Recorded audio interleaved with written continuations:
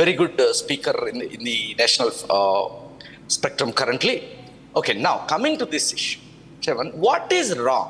First of all, as a politician, I am very happy if my country's politics are revolving around constitution. Why so many people, why some of the people are getting so rattled when the constitution is brought out to the center stage? That is exactly what is our question. Why? Why you are doing whataboutery? See, is it not a good thing that we are talking about constitution? We are talking about the articles of the constitution. We are talking about the aims and objectives enshrined in the constitution, in the preamble of the constitution. Is it not incumbent on the political parties to be guided by the preamble of the constitution and the objectives laid in there while doing their politics? Or do we need to do politics based on jingoism, periodically chest thumping, fist pumping?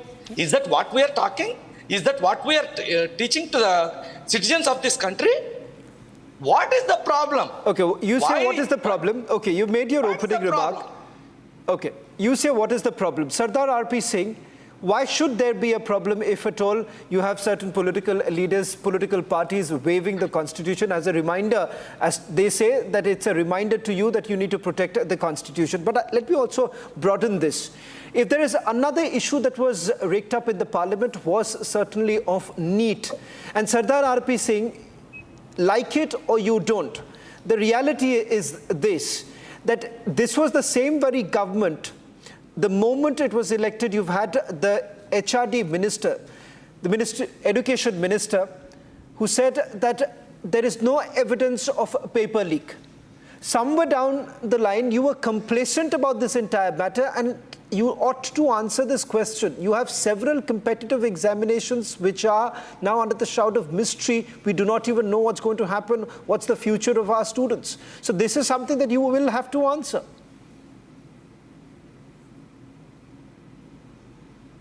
Well, you added two extreme poles together. One is a part of the constitution, and all that is being done around the constitution in the parliament, the way the constitution is being shown as a threat trick, as a prop in the parliament, and plus the NEET issue. So let me answer the NEET first. NEET, government has already ordered inquiry. Whoever is responsible, whatever position might hold, strictest action will be taken as far as the leak part is concerned of the NEET. As for making amendments, there's already a committee being formed. The amendments will be made, and it will be ensured that nothing of this sort happen in future. Now coming to the part of the constitution. Who amended the constitution at the first stage in this country? It was Pandit Nehru in 1951, when he changed the constitution and for his own suitability. Who did it second time was Mrs. Gandhi in 1976. She changed the preamble of the constitution. I have the original copy of the constitution, which preamble says that it was a sovereign democratic republic. Just now Subrashta told, sovereign, socialist, secular democratic republic. Secular, socialist word were added later on by Congress, by Mrs. Gandhi, although this was debated at the initial stage that we don't need to add these words. Secular word was being discussed, said there by Baba Sahib Ambedkar ji, and Baba Sahib Ambedkar ji said that we don't need to add this word. But just they added, they brought amendment not only in the preamble, but also otherwise also, whereas curtailing and curbing the powers of the Supreme Court and the High Court, and also curbing the liberty of individual in the country for individual citizens also, even the people in public life. You just now said more than 1 lakh people were sent behind bar under MISA, and to this extent that Lalu Yadav kept his daughter's name, who was born during emergency. Her name was kept as MISA. But that was not the end. Even Rajiv Gandhi played with the constitution. He unturned the decision of the Supreme Court and then brought a change. And then Shah Bano case, how can you forget that? Also, the postal bill, which Rajiv Gandhi wanted to bring in from the back door, and Gyani Jai Singh put his foot down. During that time, there used to be no emails. All mail used to come through letters or envelopes. So give me a second, give me another 1 second. And all those were being, the government could get the power to see those mails, the mails mean the letters which come to your house, and check and then forward that to you. But it was Gary Jal Singh who put his foot down, said nothing. You can't play with the basic liberty of the person. Thirdly, last and not the least, 10 years this government, UPA government ran. It ran from 10 Janpath, not from the Prime Minister's house. We all know the files used to go to the 10 Janpath, and it's on record by various noted journalists and various other people who were part of the team of the Manmohan Singh ji. They have said that every file used to go to 10 Janpath. Was that constitutional? And last but not the least, who tore the resolution passed by, the bill passed by the cabinet outside in a press conference? I said, I give a damn to what cabinet had said. I am the person who will decide. And what was the unconstitutional power which he was yielding as the dynast? Okay. He threw away what was decided constitutionally by the cabinet. So people who have played with the constitution give me a second. People who have played with the constitution are as a threat showing the constitution in the parliament. Well, let's take it, Sardar RP Singh. Let's break it down. Copy of the constitution. Sardar RP Singh. The idea is because of the constitution itself. Sardar RP Singh, the idea was to break it down for our viewers who are tuning in right now as to what really happened through the week in the parliament. NEET, you saying that you've done what it was required in terms of the action that was taken by the Central Bureau of Investigation. Akashdeep Muni, perhaps the opposition party was under the impression that if we actually hijack what the students are saying, this will become a major issue in the parliament. The reality is this, that rather than becoming a major issue, what has essentially happened is that you've had the NSUI entering the NTA and then carrying out what many would say an act of vandalism. How is that solving the issue?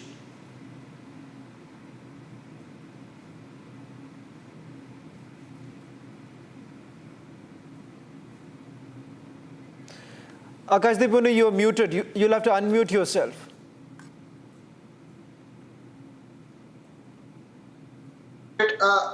Yeah, can you hear me? I can hear you. Go ahead. Yeah. Shravan, vandalism can never be justified.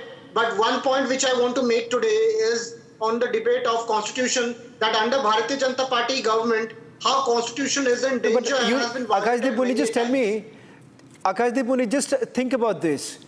Laying siege at a former union minister's residence, entering the National Testing Agency. Yes, there are several problems with the National Testing Agency, but what example are you setting?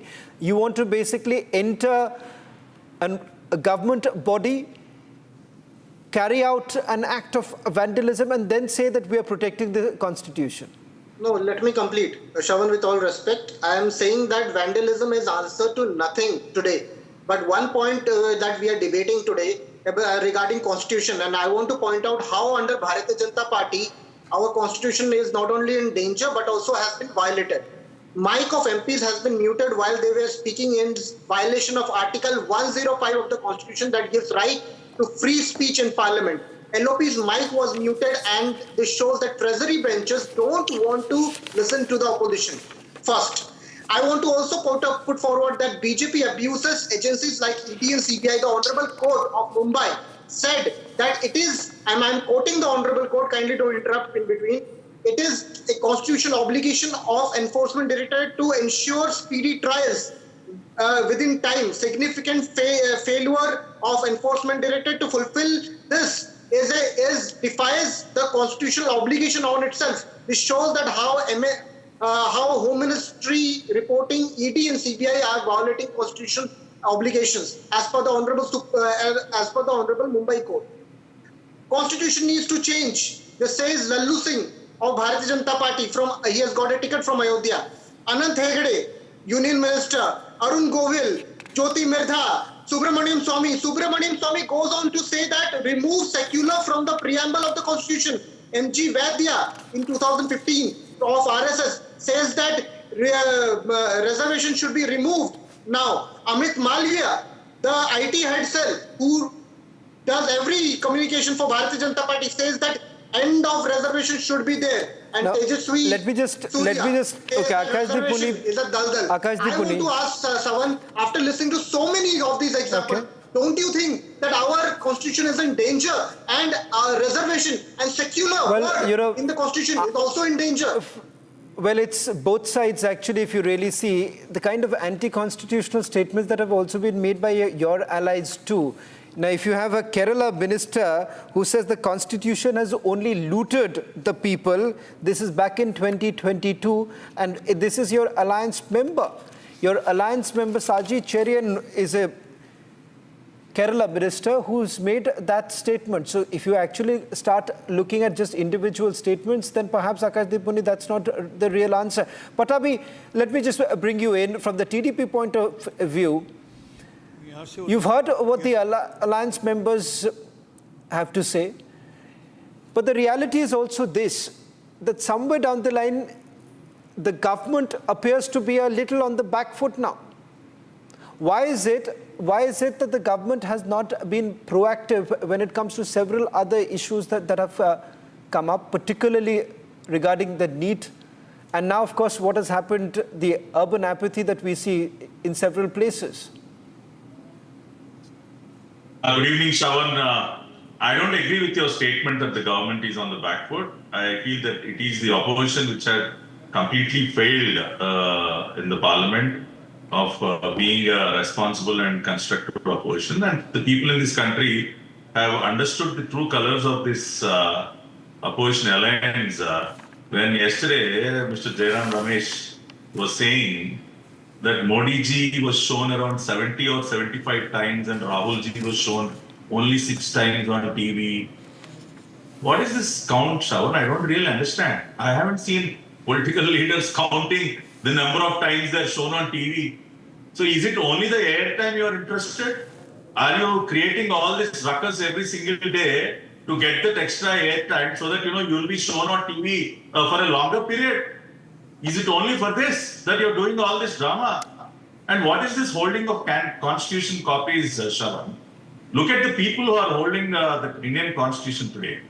Rahul Gandhi ji, Sonia ji. But Patabi, Mr. Patabi, what is wrong in it? The question here is that while one side of the argument is that this looks like more of a marketing tool, what is wrong in if you have any of the opposition leaders waiving the constitution? What is wrong?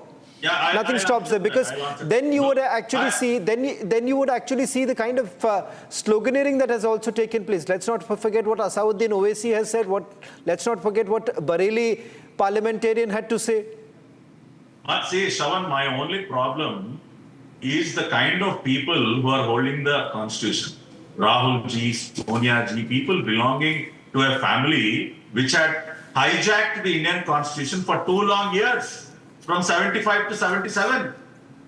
Have they ever apologized for hijacking the Indian constitution?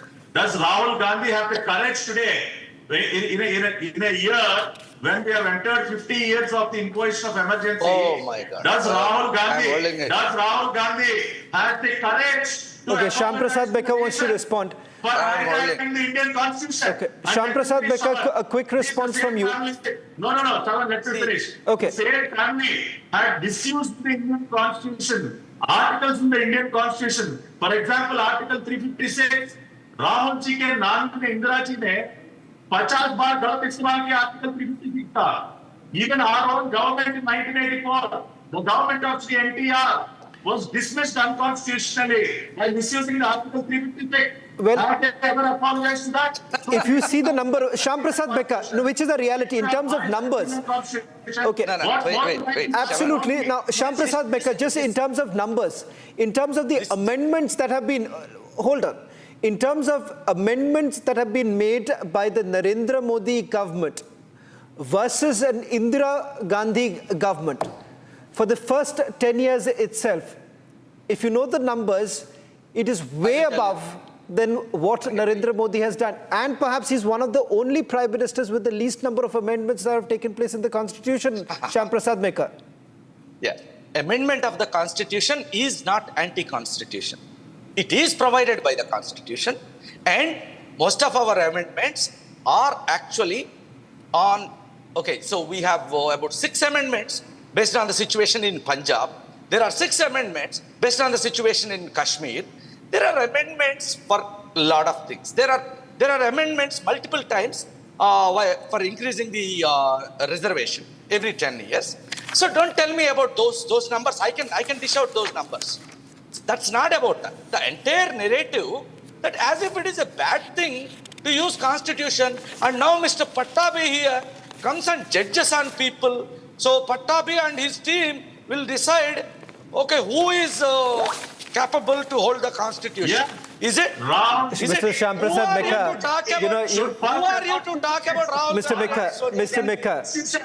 Mekha, I think so the parliament, I think so, at least as far as what I would suggest, what I would humbly suggest here, Mr. Mekha, what I would humbly suggest here, rather than taking a high moral ground about your past misdeeds, because let's not forget, if there has been any party which has been a champion when it comes to dissolving governments, it has been the Congress party. Mr. Pattabi, who gave it has been, if you remember, if you remember in 1951 also, Shamprasad Mekha, just a quick reminder, because you are saying, hear me out, because you are relying too much on the past, so I'm just giving you a fact check here. 1951, when in Punjab, when you dissolved the government, a president's rule was introduced, you were the first to do it. And if you see the number of state governments that have been dissolved under the Congress government is way higher. So the Jod Tod Ki Sarkar has, that has been introduced, that concept has only been introduced by the Congress party. Wait. Article 368 amendment is part of the Constitution. 356, while it should be discouraged, is also part of the Constitution. But Jod Tod done by Modi and his party is unconstitutional. They misuse the institutions. They'll do the Jod Tod. They are the real Tukde gang of this country. Okay, They are Shubrashta. forming the Jod Tod Sarkar. That is Shubrashta. anti-constitutional. Shubrashta, and then I'll point. open up I'll also open up the debate. Please. Niladri, Akhilesh and Pularao. Niladri, Akhilesh and Pulara, I'll also look into some of the issues that have been raised by the regional parties. But before I do that, Subrashta, I want to first get a clarity on what I just raised in terms of the amendments that have actually brought in by the Narendra Modi government in the 10 years versus what we have seen prime ministers in the past. While Shamprasad Mekha saying there is nothing unconstitutional when it comes to amendments, but I've given you one example of how it has been utilized. In a surreptitious manner that things have been brought into the picture. A perspective on how things have been brought in by the previous prime ministers of this country.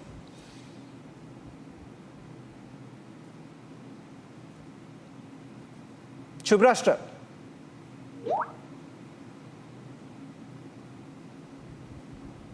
Shubrashta, if you can hear me. Shravan, my network is a little patchy. Can you please repeat the question again? I'm not too sure if you've heard what Shamprasad Mekha had to say, but the point here, the interjection... There's some problem in the audio. I can't hear you. We'll try and fix that. We'll come back to this. This is a point that we would like to take up. Sardar RP Singh, if you would want to respond first to Shamprasad Mekha, then I'll go to Pularao. Let's try and... let me read out what Nehruji did. In 1951, he altered the Article 19(1)(a) of the Constitution, and he said abuse of freedom of speech and expression. He altered it. He curbed the freedom of expression. So this was the first amendment. So who's talking? 90 governments were sacked under Section 356 by the dynasty, whether it was Nehruji, whether it was Indira Gandhiji, whether it was Rajiv Gandhiji, or whether it was Sonia Gandhiji remote control government. 90 times. So they are talking about constitution. They are just they made mockery of constitution during their rule, and today they are doing rhetoric because they want to deflect people's attention from the core issue. Parliament is there to discuss and debate subjects. And when you are in Parliament, you are in Makkah or the temple of the democracy, where everything is done or governed by the Constitution. There, I'm not too sure if Shubrashta... to do some sort of drama there. Yeah. Shubrashta, before I bring in the others, a quick check. Now, if you've heard what Shyam Prasad Bekka had to say, the interjection that I made was with regards to the amendments that have been made under Prime Minister Narendra Modi in the first 10 years itself. Versus, if you see the amendments that have been made in the past, particularly by Indira Gandhi, that has been way higher. Shyam Prasad Bekka says that they were not unconstitutional. Yeah, so again, the same question I would want to ask Mr. Mika. Have the amendments that have been made by this government have... We seem to be having a problem with Shubrashtra's line. None of the amendments in our constitution. Shubrashtra, we seem to be having a problem. Constitution. We seem to be having a problem with your audio line. We'll try and fix that. Pularao, I'll bring back the focus on the NEET issue too, because why I'm dabbling between multiple issues here is because that is one issue that the opposition parties really thought that the government would be on the back foot for it. Pularao, the DMK government, which has been demanding that NEET should be banned, a resolution has already been passed in the Tamil Nadu Assembly. This is also a reality or not, Pularao, that several of the ministers, DMK ministers, have been linked to various private medical colleges. Is that a reality?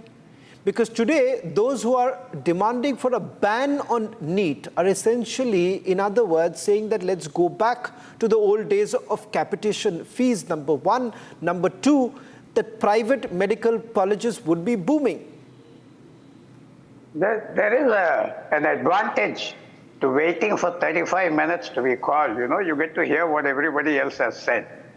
And I hope you'll at least give me a few minutes, couple of minutes. First of all, you have said the Constitution is used like a marketing tool. Then why isn't the other side using it? Why are they blaming somebody for using it? I really don't understand. They can very well use it. There's freedom for it. Everyone can praise Mahatma Gandhi. Everyone praises Ambedkar. And then the issue is neutralized. I'm really surprised that as that's the first issue you had raised, that there is absolutely, they complain, but there is no reaction. Why react? Do the same thing. As far as NEET is concerned, I'm very sorry to say it started off on a very inauspicious way, the 18th Parliament. Very inauspicious. The first issue came up. Honorable Minister said there is no fraud, there is nothing.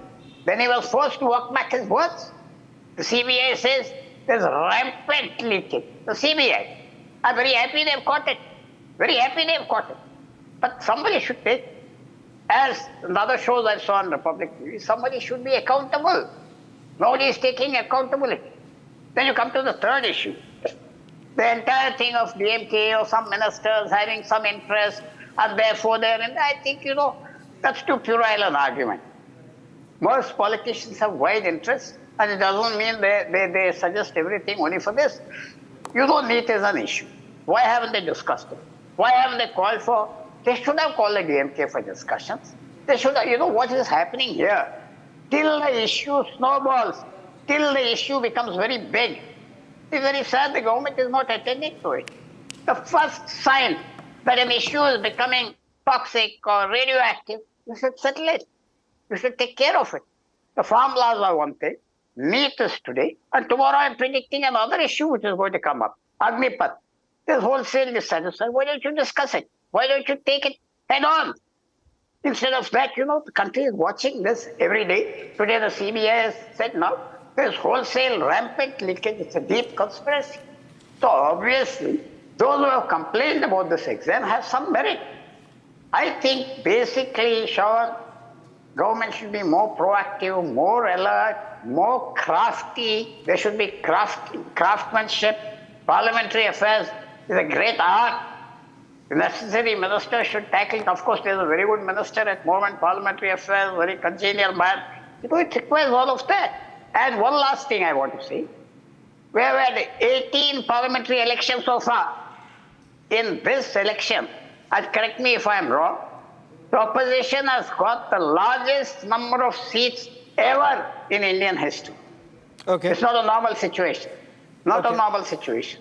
So therefore, the government must be alert I'll take Akhilesh also. Okay, I'll take Akhilesh also right now. Akhilesh has also been waiting for a long time. Akhilesh ji, the question here is that in the beginning of the parliament session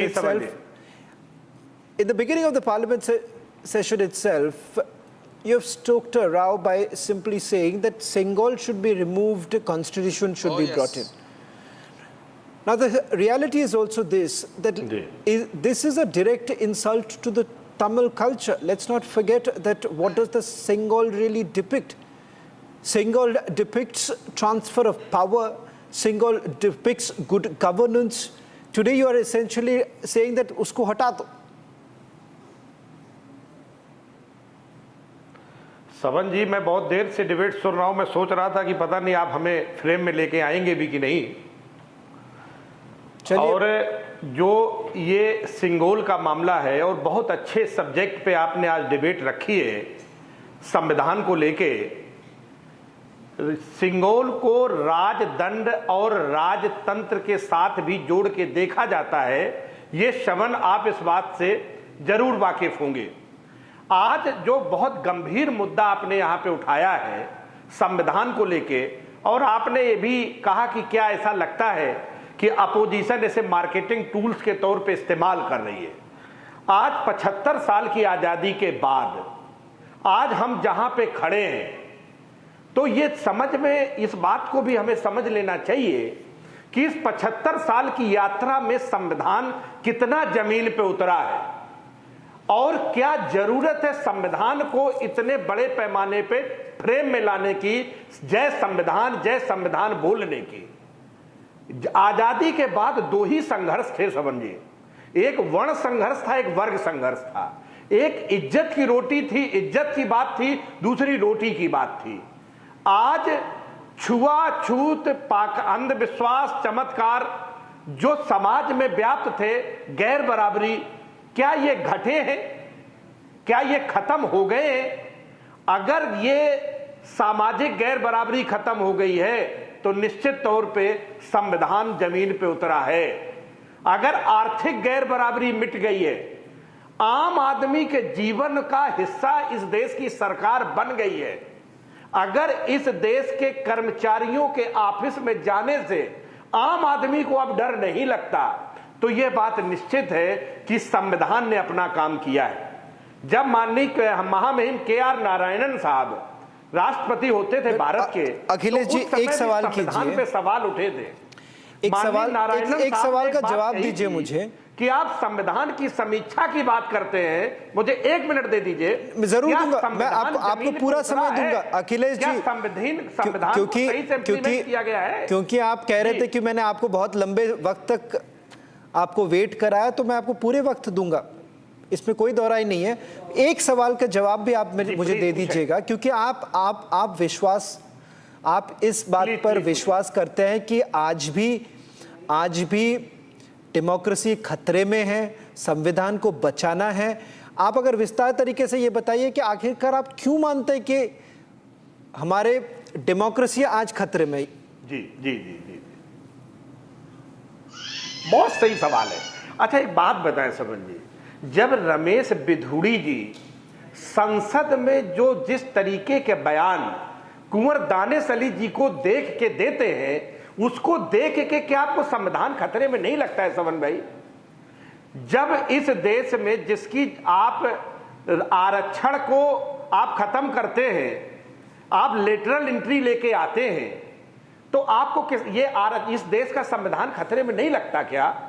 जब इस देश के किसानों के ऊपर गोले दागे जाते हैं, उनके दिल्ली आने जी की बात करते हैं, तो आपको दानिश अली के भी संविधान खतरे में नहीं लगता है समन भाई?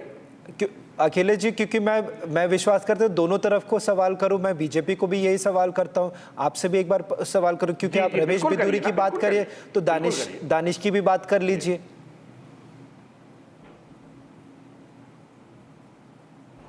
मैं दानिश की भी बात को मैं उसको एप्रिशिएट नहीं करता, लेकिन सत्ता पक्ष के सांसद को प्रधानमंत्री जी के सामने जिस भाषा शैली का इस्तेमाल किया जाता है, क्या आज 75 इस 10 साल के शासनकाल में आम आदमी की जिंदगी में जो बदलाव आना चाहिए था संविधान को लेके, शिक्षा में जो बदलाव आना चाहिए था, हिस्सेदारी देखिए, मिलनी चाहिए इसमें थी। दो- समझ इसमें नहीं कोई दो- मिली है वो। इसलिए दो बड़ी टूक बात खुशी की नहीं है बात कि देखिए अखिलेश जी, ऐसी तो बात नहीं है कि काम अभी बहुत बाकी है, करना जरूरी है सरकार को, इसमें कोई दोहराई नहीं है।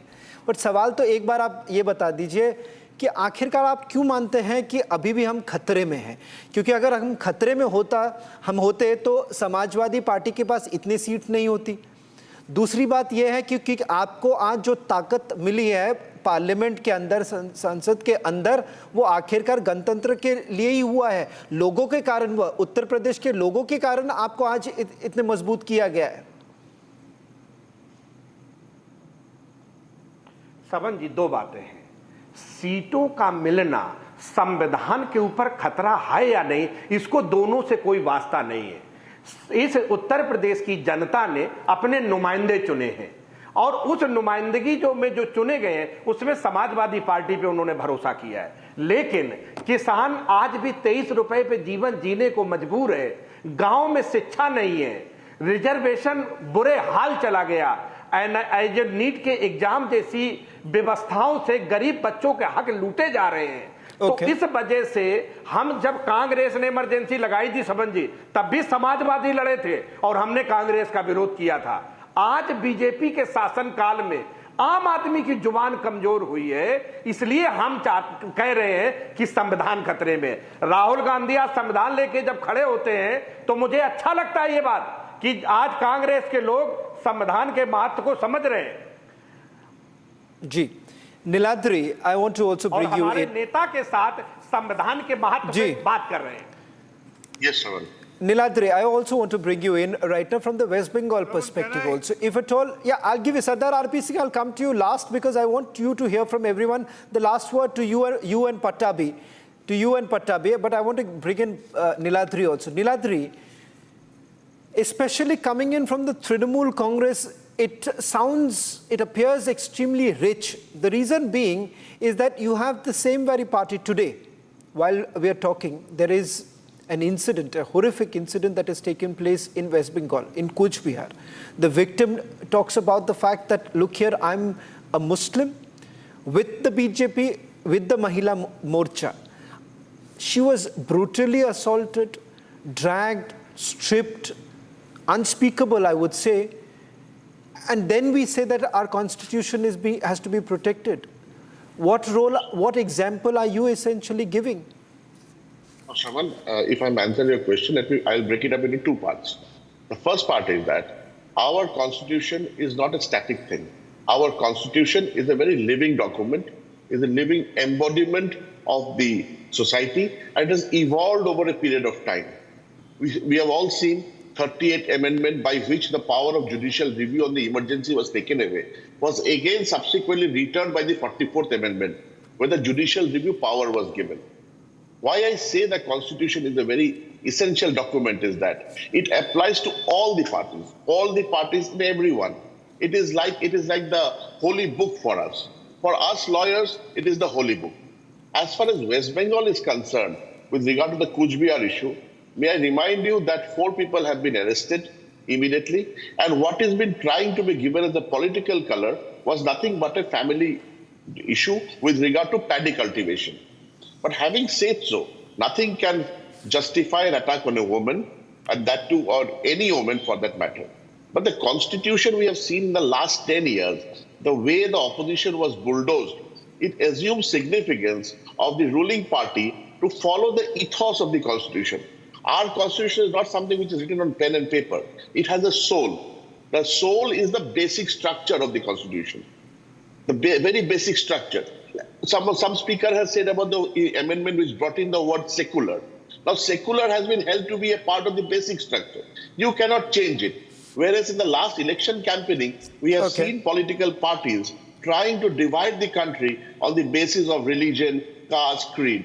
And that is not desirable. That is not what the founding fathers of our constitution has envisaged to happen. So I'll get that last word. Document. It is a living document, and it has to evolve with time. Someone showing a constitution, it is not an unconstitutional act. I have the power to show it. And that is what I have to draw my energy from. Okay. Last word to Sardar RP Singh. Sardar RP Singh, Subrashta also wants to make a quick point. Subrashta and Sardar RP Singh.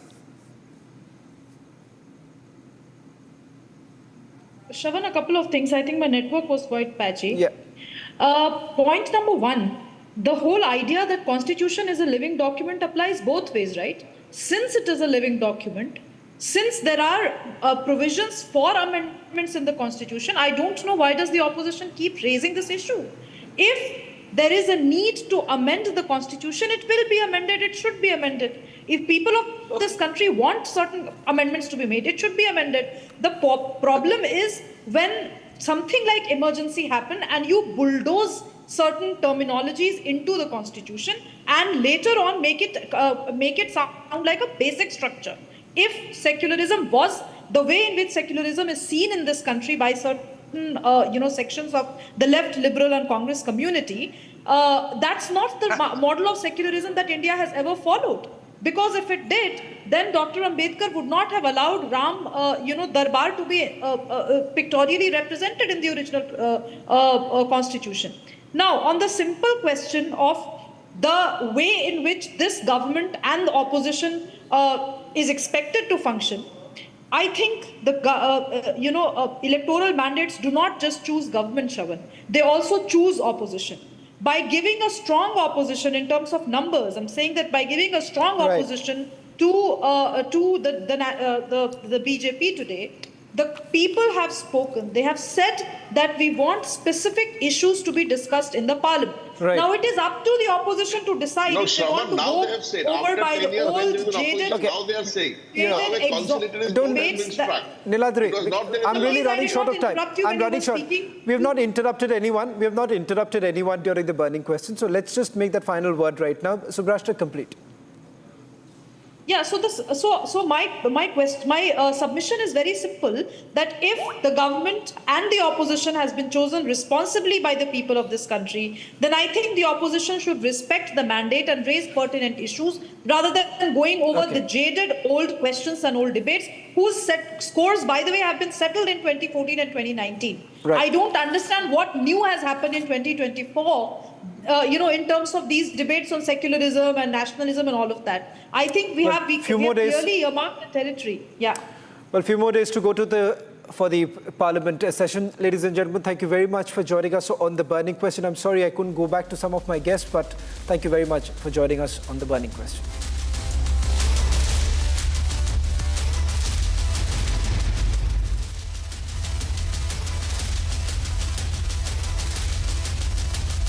Hotel Management with AI. Join International Institute of Hotel Management.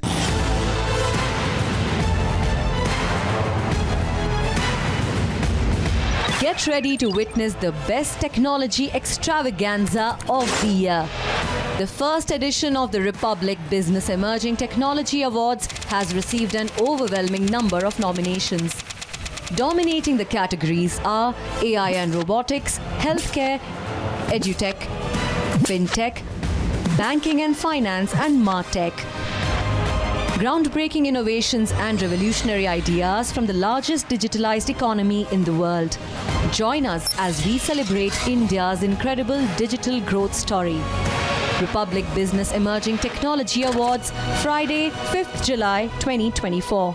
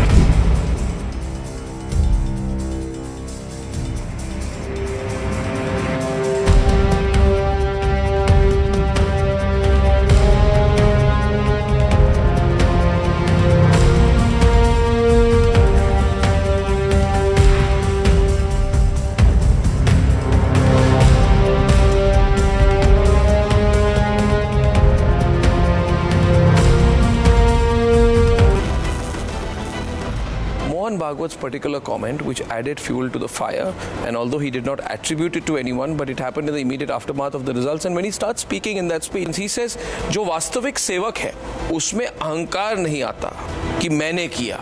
The Pradhan Mantri ji refers to himself as Pradhan Sevak. Comment is made after the results. सबको पता है that the reference is an attempted reference to the Prime Minister. Was it not? This was a special training batch of the Sevakari people. So when Sevakari people say this, that you must not have arrogance when you serve the people, this is right from Swami Vivekananda's time. And every Sarsang Chalak, right from Dr. Hedgewar, I can quote you the actual... But it was not a general comment. It was a general comment. It was not a general. It was comment for the Sevaks who were sitting there.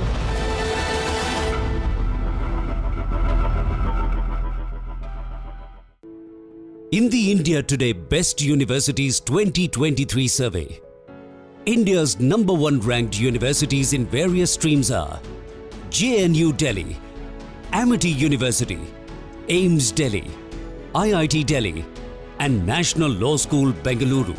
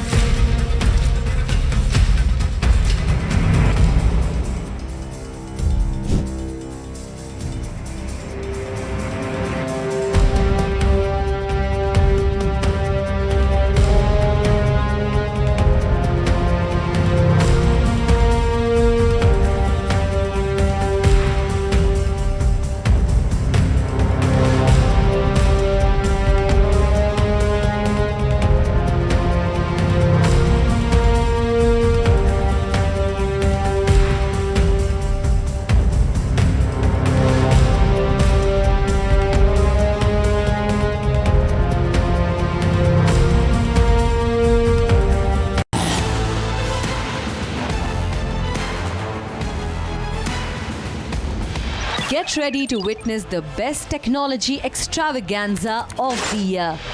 The first edition of the Republic Business Emerging Technology Awards has received an overwhelming number of nominations.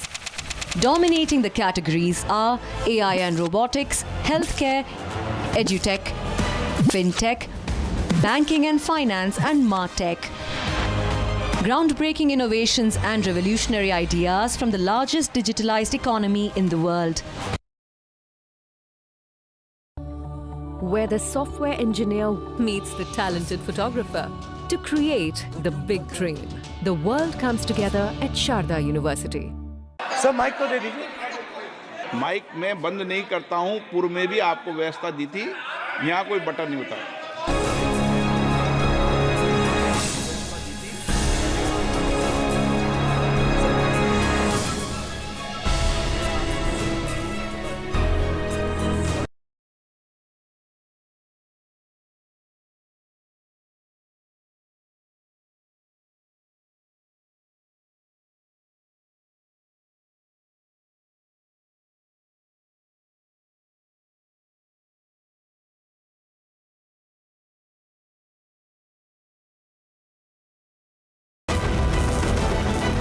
Did Narendra Modi go wrong?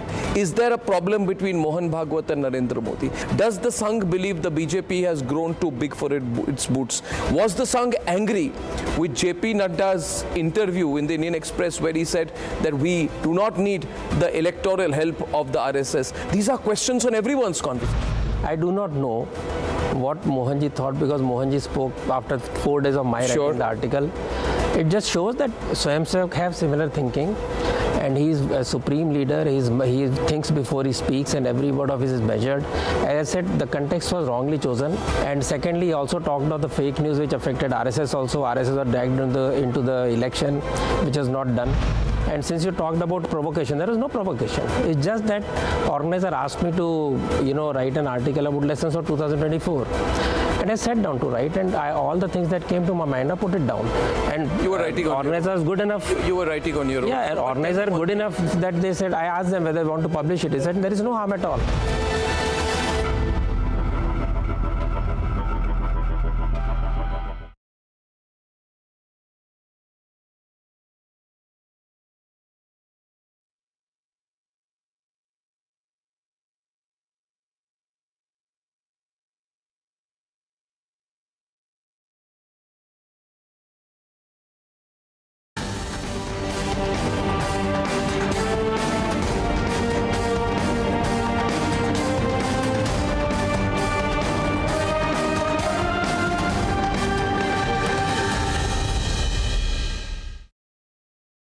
Ladies and gentlemen, welcome to The Nation Wants to Know. My guest this episode, this week, is someone who really created a stir after the election results. You've seen him on television. Mr. Ratan Sharda is a very well-known face. He comes on my debates on panels. I introduce him as an RSS ideologue. He's written a history of the RSS, which I believe all of you should read. He's a serious political thinker, but independent in spirit. And though his views have always more or less been supportive of the BJP, what happened was that after the election results, Mr. Ratan Sharda wrote a very biting piece in The Organizer, which, as you know, is an RSS mouthpiece. And that piece, and I have a copy of it, which was written, Modi 3.0, Conversation for Course Correction. And the blurb to that article said that the Lok Sabha's 2024 verdict is an indicator that the BJP needs to go in for course correction. And hopefully the BJP has the honesty to overcome its shortcomings and have corrective action. This article by Ratan Sharda, along with the extremely critical speech of RSS chief Mohan Bhagwat, where he did not name Narendra Modi but made insinuations. He did not name the BJP but he made obvious references. And he spoke about the need for arrogance to come down, for the nature of the conversation in the elections to become more pleasant. Both these things came together. And for about a week after the results, there was this conversation that on the one hand, Mohan Bhagwat, and on the other hand, even an RSS ideologue, a pro-RSS person, completely an RSS person, like Ratan Sharda, been extremely critical of the BJP and the Prime Minister. And this message is therefore a message from the Sangh to the BJP. There were people from the Lutyens circuit who said, this is proof that the RSS is cross with the BJP. They're angry with the BJP. They will no longer support the BJP, and the BJP will now be in a state of gradual and terminal decline. Of course, all of this happened immediately in the aftermath of the election, so there was a bit of euphoria from the Lutyens circuit. But the gentleman in front of me, Ratan Sharda, welcome to The Nation Wants to Know. I must say, he did something which I found very unusual. He went completely underground. Ratan Sharda gave a couple of interviews, and then you have just gone down under. You've not spoken. You came once on my show, but of course did not speak about this. We spoke about something else. And a lot of viewers at that time said, why don't you interview him and what he really thinks about the BJP? Where did Narendra Modi go wrong? Did Narendra Modi go wrong? Is there a problem between Mohan Bhagwat and Narendra Modi? Is there a problem between the Sangh and the BJP? Does the Sangh believe the BJP has grown too big for its boots? Was the Sangh angry with JP Nadda's interview in the Indian Express where he said that we do not need the electoral help of the RSS? Did the Sangh not support the BJP in Uttar Pradesh? These are questions on everyone's conversation. So what I'll do is today, since I have got you in the hot seat and you can't run from there, I will put all these questions to you, and I hope that you will give me as independent and free an answer as you can. So first of all, thank you for coming, Mr. Sharda. Arnab, first of all, congratulations to you. And thanks for bringing me to the auditorium, which is being used for the first time. So I'm virtually inaugurating it, I would say. Yes, you are. And you have building a beautiful and wonderful studio, huge one. And I've seen your struggle. I've seen you putting all your might when you launch your channel. I've seen you, whatever you had, you put in this particular studio. And all the best to you. Thank you. And now coming to your opening remarks, first of all, I am not an RSS ideologue. RSS doesn't use the word ideologue. Ideologue is somebody who actually influences the thinking of the organization. I don't do that. I am just an ordinary Swayamsevak. I have no office. I am not having any office in RSS, any responsibility from RSS. So first of all, that's one thing. Secondly, you also talked about whether, Mohanji insinuated something. See, it was a program which was meant for the graduates of RSS. First time a new program has been launched, which is generally considered third year, was now second year of skill development. So this particular batch was the skill of Seva. So how do you do Seva work? And this is the training for that particular group of people. Right. So this valedictory session was for those people. Yeah. And what he said is said by every Sarsang Chalak right from Dr. Hedgewar. So it is not something what he said was different from what every Sarsang Chalak has said. Context. But context, you can build a context because that is the work of the media to create context. Secondly, as you know, I had said I will not talk anything about my article. You can ask me 10 more questions. You can take me around for BJP, whatever, election analysis. But I will not speak only on my article. That is very clear. That's the reason I refused you 8-9 days back also. And still what provoked you to write that article? Was there any sense of... The sense I got was that you were reflecting the views of the Sangh, their discomfort with some things the BJP had done. No, some ways in which the BJP was operating, and there was some internal discord between the BJP. First of all, as I said, I am not holding any office in RSS. No, you speak independently. So I do not know what Mohanji thought because Mohanji spoke after 4 days of my writing the article. It just shows that Swayamsevak have similar thinking, and he is a supreme leader. He thinks before he speaks, and every word of his is measured. As I said, the context was wrongly chosen. That's one thing. And secondly, he also talked about the fake news which affected RSS also. RSS was dragged into the election, which was not done. And that is one thing. And since you talked about provocation, there is no provocation. It's just that organizer asked me to, write an article about lessons of 2024.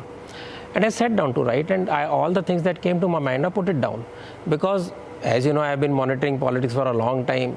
I'm a long-time supporter of Jan Sangh onward to BJP. I have seen the Jan Sangh go from 500 votes, where they would celebrate 500 votes, where not losing the deposit was a celebration. From that time, I've seen the growth of BJP. I've seen the 1984 period. I've seen the 75, 77. I have gone to jail with communist, socialist, and BJP and RSS people. So all that context is there. So naturally, as a family member of this ideological parivar, I had some thoughts that came to my mind. I put them on the paper. It was a concerned karyakarta, it was a concerned person. As a part of the ideological family, I put some ideas down on the paper. That's all. And for people to draw conclusions, somebody told me to write, somebody nudged me to write, nothing like that. And you were writing on organizer is good enough. You were writing on your own. Yeah, organizer good enough that they said, I asked them whether they want to publish it. They said there is no harm at all. Tell me, Mr. Sharda, that... Because if you look at it, it is scathing, but there is no ill will. Because ultimately I want BJP to grow and be strong. And I'm not saying there's an ill will, but did the RSS... Okay, now let me caveat all this by saying that if it makes you more comfortable, I'll caveat all of this by saying that you're speaking as a political commentator and you're not speaking on behalf of the RSS. No, so not at all. You can take that part out of the equation. I think you'll speak more freely if you do. So let me ask all of this to you now as a political commentator, and viewers will draw their inference. Now, Mr. Sharda, the popular conversation is that this time the RSS did not go all out for the BJP, as it did not put its tremendous force on the ground to ensure 100% voting for BJP, which you yourself in your article say it did in 2014. And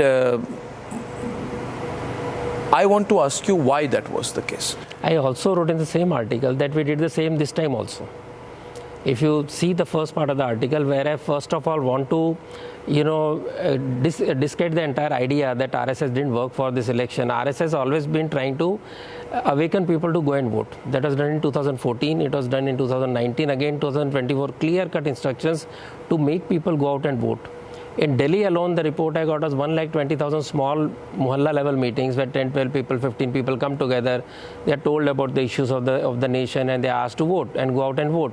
In Mumbai, halfway down the election, when I talked to somebody in RSS, they said 50,000 meetings already taken place. Now, you multiply this with the hundreds of towns and cities that India has. Imagine how many meetings RSS would have done. Beyond that, to take people to the booth, naturally you've got Panna Pramukh, you've got Booth Pramukh of BJP. They are supposed to take the people to the polling booth. And if at all they need help for the local RSS, they go and tell them to help in certain way, they go and help. But they didn't. There is no ill will at all. They did not ask for the help this time. Mr. Nadda gave an interview where he said that we are the largest party, we have our own force, we do not need the help of the RSS as far as elections are concerned. Well, I said this all long back in my first book, RSS 360. I put it down on paper. I think the first book was 2006-07 when I said that every organization that grows out of RSS receives initial help. After that, every organization is supposed to have its own cadre, its own pracharak, its own full-time workers. And BJP has grown enough that they don't need RSS support for campaigning and all. This is 2007-08. I am not talking today. So that is the stand. So what he said was not wrong. It was perhaps the context that you pointed out. There may be context during the election that, see, today what happens?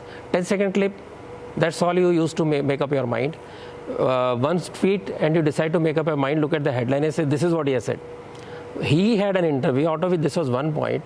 And as I said, the context at that time, maybe people were taken differently because of one sentence, 10 seconds of clip. But this is the stance of BJP, as RSS, that every organization has its own strength. There is VHP, there is ABP, everybody has their own cadre, everybody has its own full-time workers. It's not RSS which is giving them. Look at Ekal Vidyalaya, something to, far off of your mind, which Vanvasi Kalanasham, all of them their own cadre, their own rank file, their own full-time workers, and that's how it grows. No, but there's a difference between actively and aggressively pushing for voting for the BJP and saying that we will make awareness camps and ask people to vote on nationalistic lines, which is very general. Not general. Which is very general. Not it's very, not as clear as saying go vote for Narendra. You say nation first. You say nation first. What is in your mind? Nation. Naturally, it's not. You definitely know it's not Communist Party. No. You know it's not Congress. So the conclusion is very clear. The message is very clear that you are going to vote for people who support India's unity, integrity. But was there a feeling that this time the BJP should perhaps show to the people of the country and to everyone what they can do on their own? You know, the whole thing is, the real issue is, and that you also say in your article, you said, let me say it bluntly, the RSS is not a field force of the BJP. Did the RSS... That is the answer to people like you. No, did it you on the day of election results, you said, on the first thing you said, RSS didn't work for BJP. That, provoked me to say, Baba, RSS there work for BJP. Now, if, for example, in my own locality... Did you really work for the BJP? In my own locality, I'm telling you, in my own locality, BJP people didn't turn up in the booth to set up a table for the voters. RSS person went and put up the table there. Nobody told him. Did they do that in Varanasi? They must have done, I don't know. Did they do that in Faizabad? How would I know? Ayodhya? See, Faizabad, anyway, BJP won the election in Ayodhya part, didn't win in other ways. That is where the other issue comes, that which has been widely quoted, which I still stand by, that the new age workers who work on social media, they don't realize that street work is different from the social media works. So they need to go out on the street and converse with people. The last point of my article, which clearly says that they must converse, they must converse with the people and they must converse with each other so they understand what people are talking about. Equally, so that's entirely the lesson. Equally, it could be said that, obviously you will not say it in as many words, that this time the feeling was that the BJP has grown. It's like a child who has grown taller than his own parent, and the parent is willing to hold the child's hand in case it falls, but even a doting parent would sometimes want the child to fall, for the child to then stand up, for the child to then ask the parent to hold its hand so that they can walk holding hands in the future together. Now, the general sentiment, I'm not saying this, and on this program Nation wants to know, you can ask anyone, Mr. Sharda, the sense is that the RSS does love the BJP, but there is an apprehension that the BJP thinks it's become very big, can handle things on its own. So let it have a little bit of a setback. They will come back to us and then we'll talk. See, RSS won't take the risk of BJP losing, very definitely. Are you sure? Why not? Why would they take the risk? When BJP is delivering on the promise, Maybe some things are not yet done, but what is done in last 10 years is more than anybody expected. So why would BJP want it to fail? Tell me.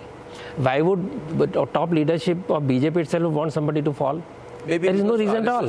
Felt it was not consulted enough. The RSS felt excluded out of the decision-making process of the BJP. I have met enough RSS people, just I have met enough of BJP people. There is no such feeling.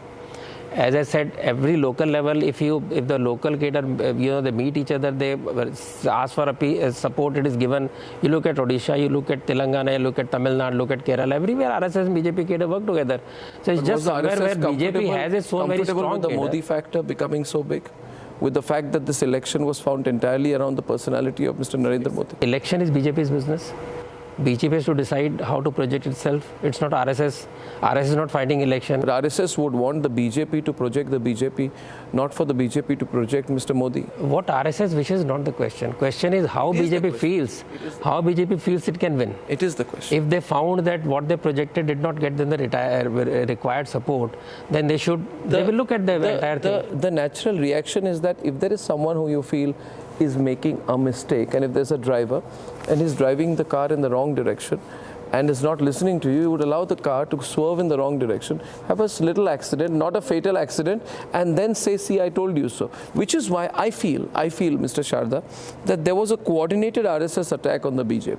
Not at all. There was, it almost seems like. Show me one instance before election, any instance where RSS stood against to BJP. me like Tell me one instance in entire pre-election period. After the election results. No, it should be proven in the, you have to show it in the pre-election period, no? No, post-election. Why are you, see, then you are coming to conclusion after results are out. No. Did you expect me to say these things before election? No. But if you have gone on the field, your people on the field, did you find that RSS is not supporting BJP? Did you find that RSS wants BJP to lose? No, these are conclusions that you have right to draw, but which are not correct. No, but because everywhere I can tell you examples of Chhattisgarh, I can tell you examples of Gujarat, MP, where they were tremendously unfair on the BJP. You have seen MPs. I felt you were unfair on the BJP because. May I? See, when I'm all this argument I'm giving. Were you not unfair on the BJP? But what because did the RSS say after the BJP won Rajasthan, after the BJP won Madhya Pradesh, after the BJP won Chhattisgarh, that great, your strategy is working? On the contrary, when the BJP did lesser than expected in the general elections, Mr. Sharda, you were not the only one to have remarked on the BJP after the elections. In fact, it came as a massive coincidence, or looked almost like a coordinated approach from the RSS to tone down the BJP in the aftermath of the election results. In fact, some of the things that were being said about arrogance, for example, about the need to take everyone along, about the nature of the language that is to be used in the election campaign, about the fact that the BJP did not choose its allies like Ajit Pawar well, were critical views. I'm not saying they're wrong, but they were very critical views, and it's like, it hurts. The BJP would have expected the RSS to be more supportive after the results instead of also becoming critical, and that also openly. I would say, why openly? BJP would have expected. Why a public admonishment? BJP would be happy if RSS is with BJP before election. After election, everybody has a right to, share the views that will help BJP to improve its own performance. Now, let me see. 2 days back, I wrote an article for Republic. You asked me to write an article, and I wrote an article. It stuck to me that Congress has increased its vote share by 2%, and this is due to entire Muslim population vote turning to 100% vote going to Congress.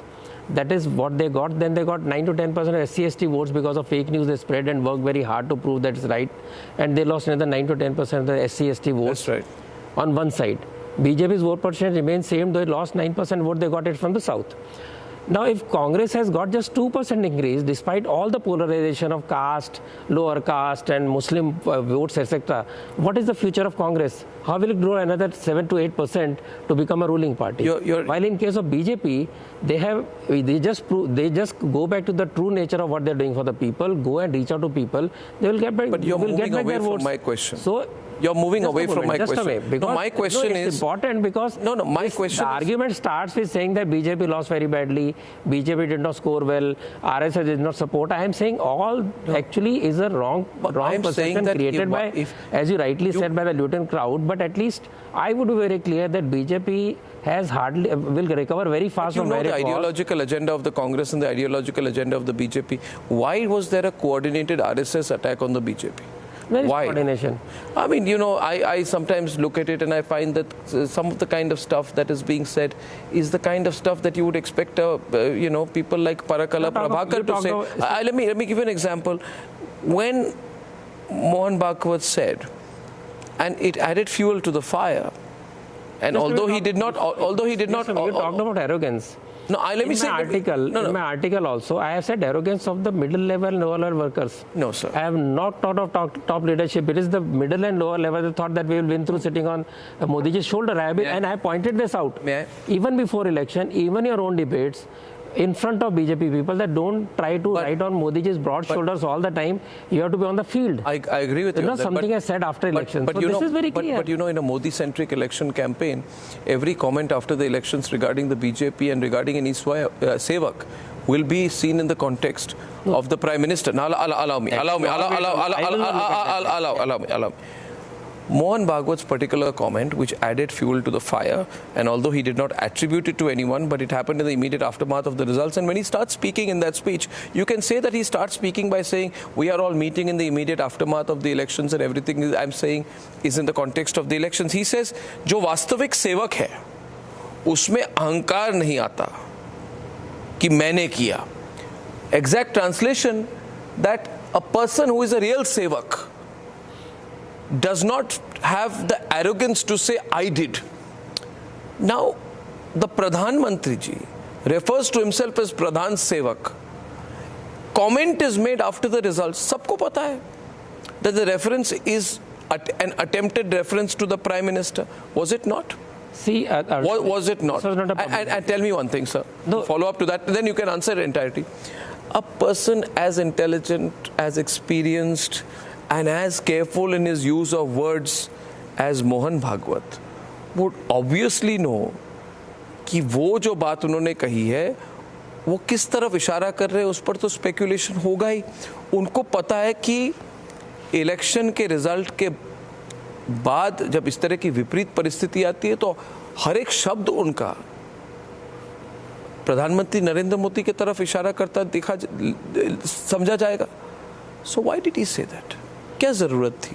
I have said many places this particular program was for the third year trainees of RSS. Sir. It was a validatory function. No. It was. You really think? Just a moment. That sentence. Just a moment. It was for the people who are oriented to Seva Karya. This was a special training batch of the Seva Karya people.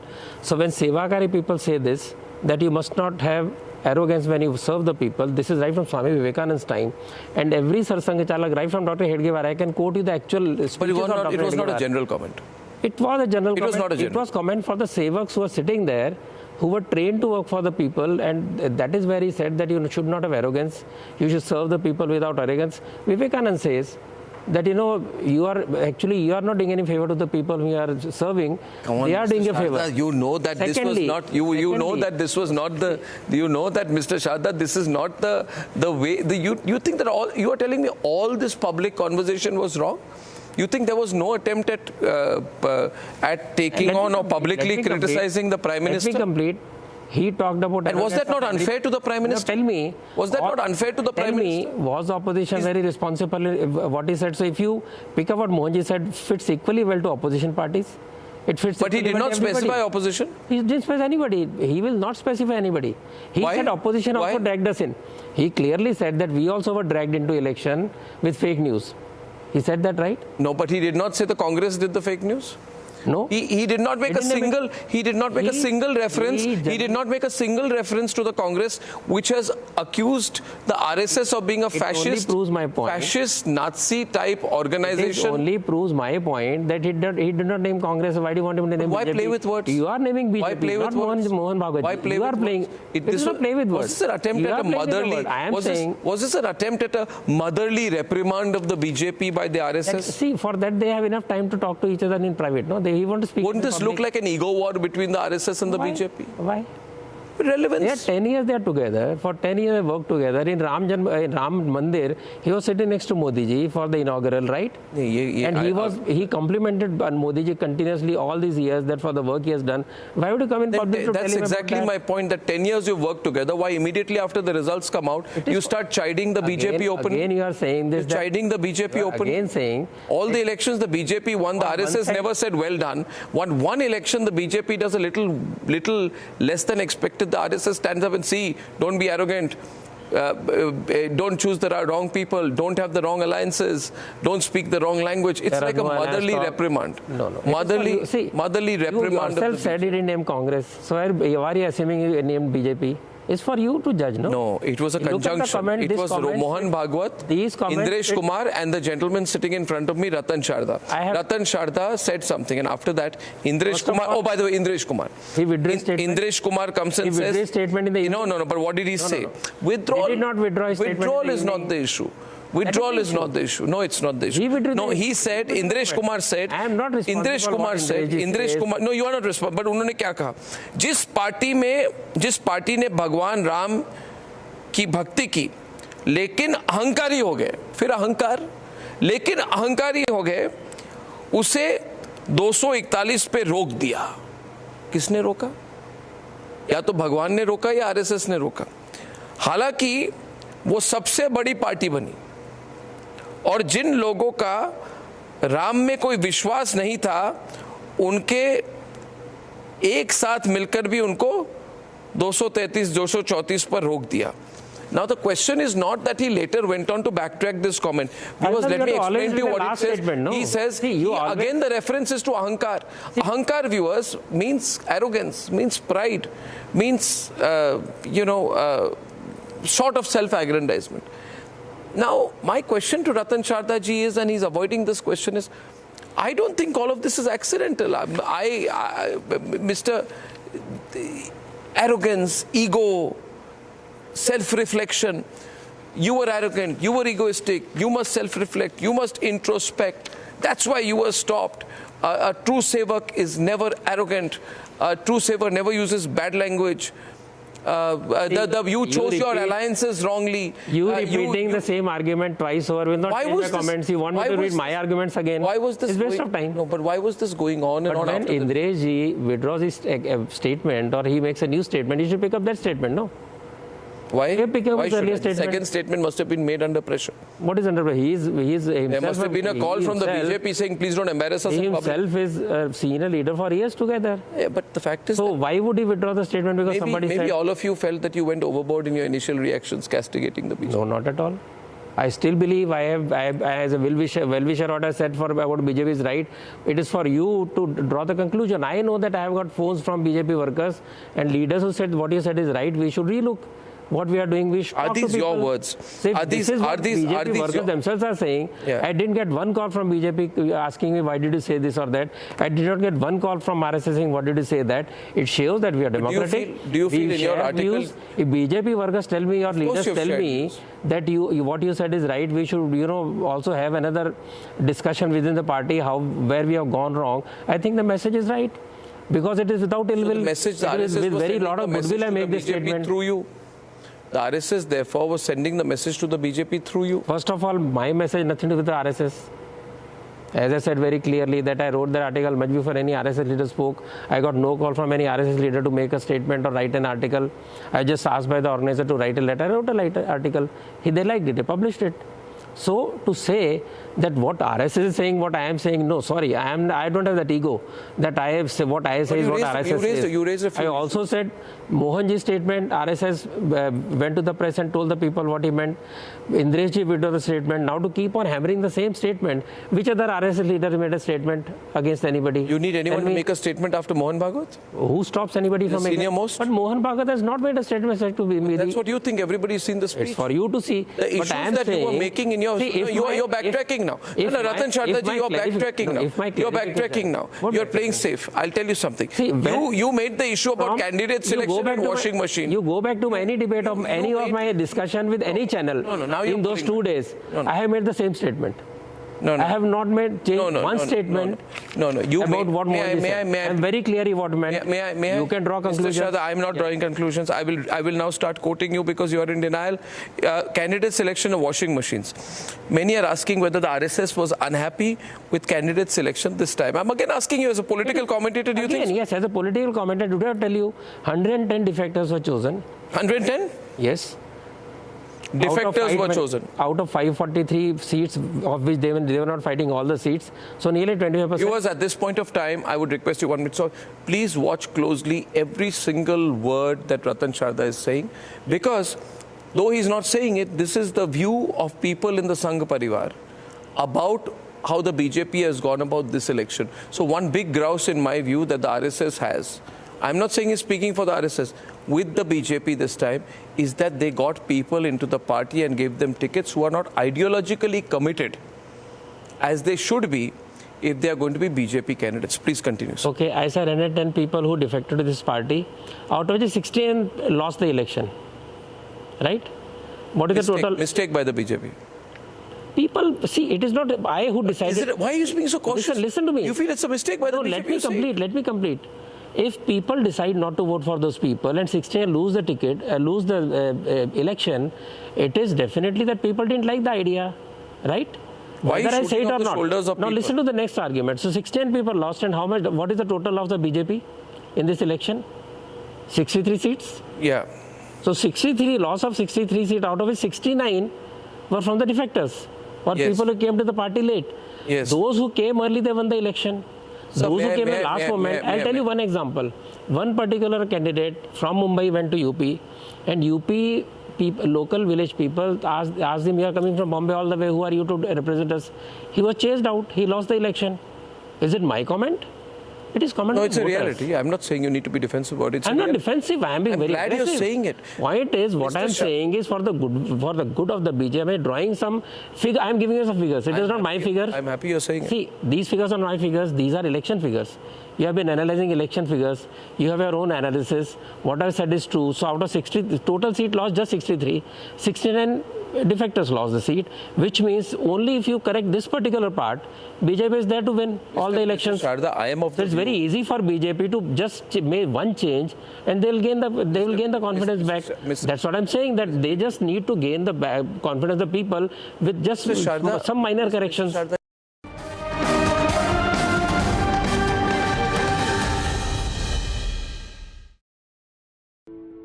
In the India Today Best Universities 2023 survey, India's #1 ranked universities in various streams are JNU Delhi, Amity University, AIMS Delhi, IIT Delhi, and National Law School, Bengaluru.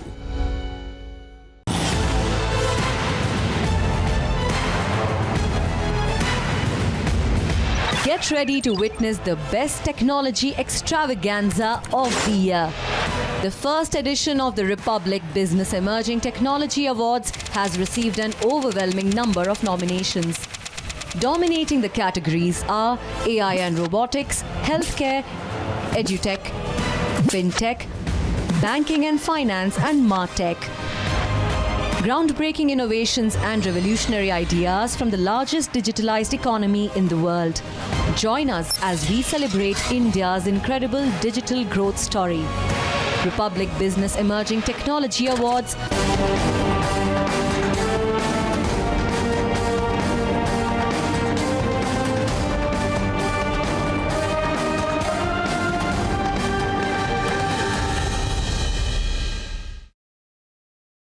Can I tell you one thing? Yeah. I am of the view that the best advice always, the best criticism always comes from your best well-wishers.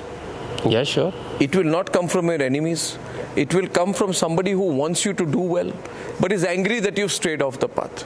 Such as people, such as Ratan Sharda. Now question is, Mr. Sharda, let's speak up. No, Mr. Sharda, you're stopping me every sentence. Word center, word anger is wrong.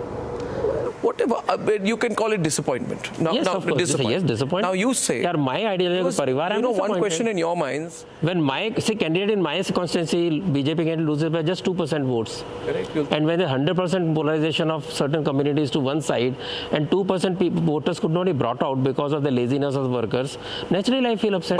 But so what? When I go to the BJP party local person saying, Baba, kya karna hai? And the person has no clue, you feel upset. You feel disappointed. So what Ratan Sharda said, and I'll quote here viewers from his article, he said, it is estimated that about 25% of the candidates were seasonal migrants. This happened despite the shocking experience of 30% rebels in the last Himachal Pradesh elections that resulted in the defeat of the BJP. Local issues track record of the candidate does matter, one can see. Now, but Kangana won. I am talking assembly. But Kangana won. I am talking assembly election. Everybody won in Himachal this time. No, but I am talking of the lessons of assembly election, which were not understood in the parliamentary election. Yes, that's all I'm saying. So another thing which Himachal everybody won, Uttarakhand everybody won. We can celebrate the people who win the election, but we think about where could have been better. That's all. The other thing where I believe, and I'm very sure BJP is thinking equally well. This conversation is very interesting if you're a BJP supporter as well, because I believe that where the BJP went wrong, and people like Ratan Sharda's article came like this huge shock to the system that, oh my God. And people who are regular critics of the BJP said, see, if Ratan Sharda has also started criticizing the BJP, it must introspect.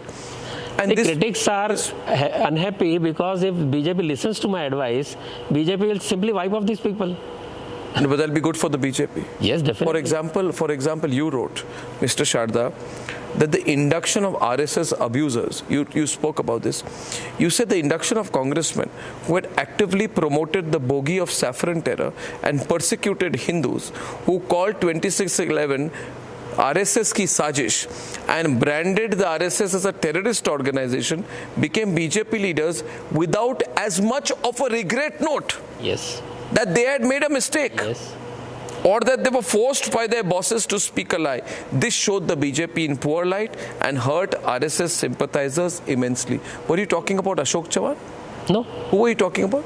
Name the person. No, kya hai? I have put the name. But tell me who is the person. See the advantage of making my opinion. I'll tell you what Ajit happens. Pawar. No, listen. Who are you referring to? I'm telling you. Who is this person? This person later, after the article of 4 days, he released a regret letter from BJP letterhead from BJP headquarters. Kripa Shankar Singh. He said, I made a mistake. And you know, I was influenced by Digvijay Singh, and they said that there is a long letter he has sent, and I made a mistake. I have now come to the right party. I'll do very well. I'll do best for the party and all that.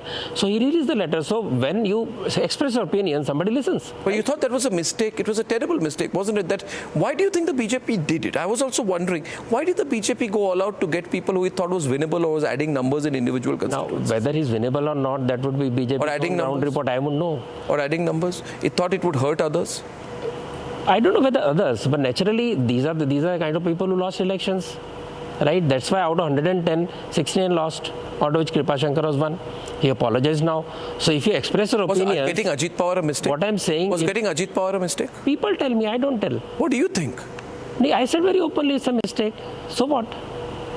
Do you think he should be removed now from the Mahayuti alliance? That's up to BJP to decide. You say Maharashtra is a prime example of unnecessary politicking and avoidable manipulations. NCP faction led by Ajit Pawar joined the BJP, though the BJP and the split SS had a comfortable majority.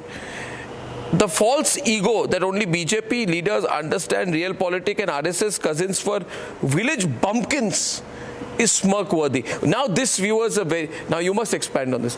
Was there a feeling, and this is not today's thing. I used to cover BJP even when Pramod Mahajan was so influential as General Secretary, later became Minister. The feeling became in the early 2000s onwards that once the BJP came to power in Delhi, there was a feeling that started from the early 2000s but escalated maybe in the last 5 or 6 years that we know politics. We know how to win elections. We're a sophisticated election winning machine. And you guys are the, as your words, you're using the word village bumpkins. You guys are the social cause people who don't understand the ins and outs of winning an election. Now, Can you expand on this? Was there this feeling growing? See, I would advise you. Touch with so okay, let me see. I will advise you to go and have an opinion poll amongst BJP supporters and NCP supporters. They will bear out that none of the votes were transferred. NCP votes didn't come to BJP. BJP votes didn't come to NCP. And I'll tell you a reason. Maharashtra is the biggest battleground, ideological battleground between the Congress socialist, ideology and RSS ideology. RSS suffered right from 47, the first one to pass a resolution against RSS and banning RSS before Gandhiji's murder. I'm talking about 1947 September or somewhere.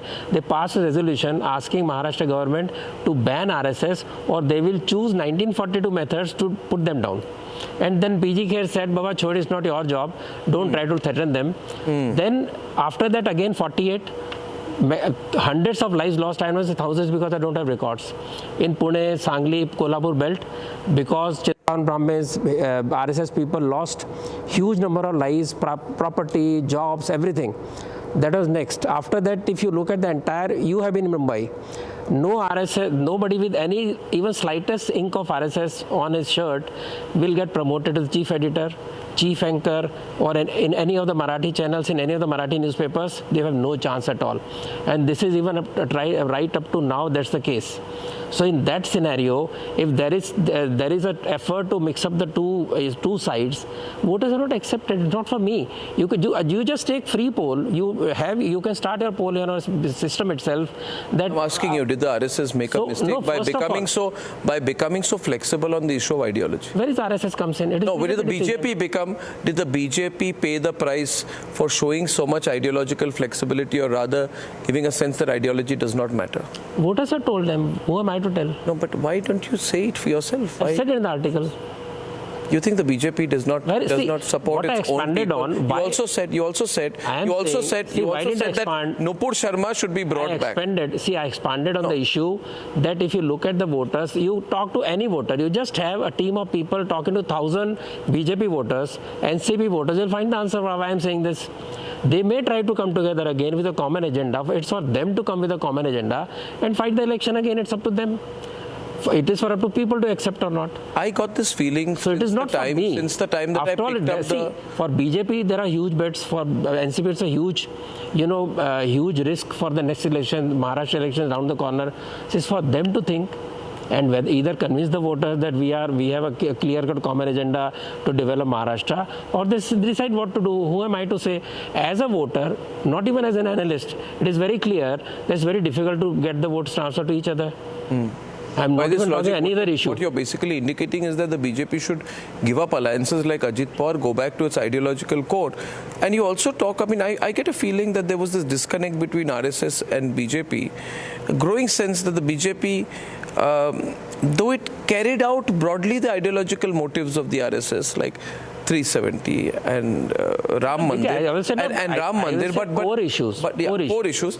But it showed too much, I would say, flexibility on the issue of ideology and did not stand by its own people. You said it's only Maharashtra. No, you said now nationally I'm saying. You said people insulting Bhagwan Shri Ram and Hindu Dharma get a red carpet into the BJP. I responded to that.